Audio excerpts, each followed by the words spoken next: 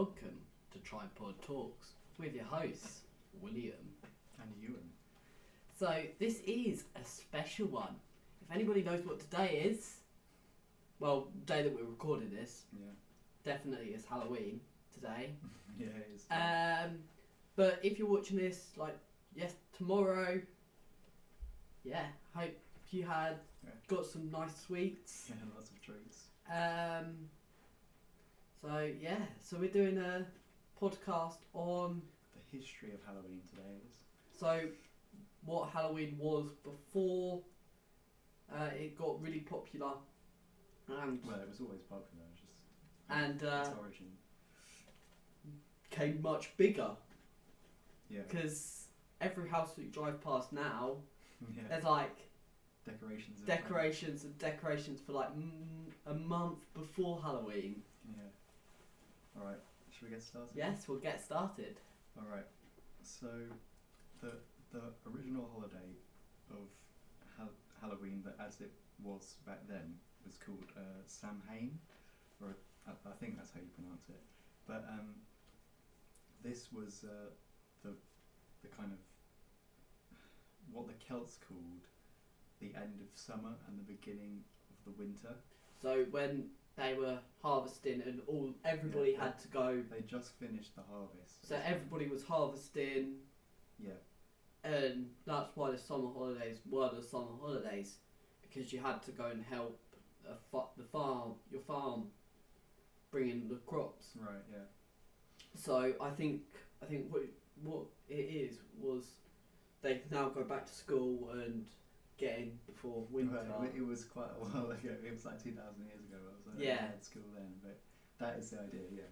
So they've just finished harvesting, and it's the winter time, and the Celts believe that this kind of period, this kind of movement into the winter, was the period where the kind of barrier between the worlds was at its thinnest. Oh yeah. So the kind of spirits of the dead could pass over back to the earth, which they were not happy about. Yeah, I can imagine. They were a bit scared of that. So on Samhain they would dress up and light bonfires and stuff and dance around and sing and stuff to confuse the spirits and kind of make them not hurt them. I think it was kind of a form of protection and kind of to ward off the spirits, as it were. But that's kind of the main origin of the main body of Halloween. Yeah. And then in the 8th century, Mr. Pope Gregory III, I've got written here, founded All Saints' Day because he wanted the kind of Celts to not do Samhain anymore because it didn't really go with his religion. So he called it All Saints' Day to kind of celebrate all of the saints instead, just to distract from the Samhain. But then the Celts still celebrated it the day, like the evening before, and they called it All Hallows Eve after the All Saints' Day, which was the next day. So that's why it's called Halloween, because it's like Hallows Eve, like Hallows Evening. Because if you look at the name, the original name, Halloween, it's got like a apostrophe in the middle. Oh yeah. Because it's just a contraction of the two words together, which I thought was quite interesting. Right, what else have we got written here? So, the Irish. Oh, the good old Irish. The island is where the Celts lived geographically. So yes. The Irish were the descendants of the kind of Celts, and they're the ones who celebrated Samhain mainly. Or I think it was All Hallows Eve at this point. But in about 1845, I'm sure some people will be aware of the potato famine, which led for the Irish to move to America. Lots of the Irish fled Ireland because of the disease killing the potatoes. Yeah. So they were all starving, so they went to America to try and build a better life. And that's kind of where the Halloween has developed into what it is today. So when did the potato people come? Potato people, you mean the Irish? Yeah. Yeah, it was about 1845. Okay. That's when the potato famine was. So that's when they would have travelled. They travelled over the ocean to America. Okay. And there they kind of continued that there was this European tradition of going around and asking for food or money on Halloween and after dressing up. Oh yeah. As kind of a development of Samhain or Hallow Eve at this point. And that's kind of the origin of trick-or-treating. That's where, going around and asking for stuff was. But it just developed into a more homely, kind of neighbourly holiday over time in America, which is where it's most prominent in America, because of all the Irish that went there and brought this kind of belief with them. So so it came from Ireland, went to America. Yeah. And how did it get from America back down to it's England? just the internet, the world. Yeah.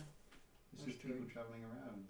It's kind of, as globalisation has happened, all kinds of holidays have gone all over the world, haven't they? Yeah. Like, they celebrate Halloween in South Korea and stuff now, kind of the opposite side of the world, Yeah. I mean, I suppose America is the opposite side of the world as well, but, Yeah, well, actually... We don't think of South Korea as being culturally similar to us, but it kind of is. Yeah. It's very westernised now. Yeah, everywhere is westernised. I went to Thailand a few years ago, and we went from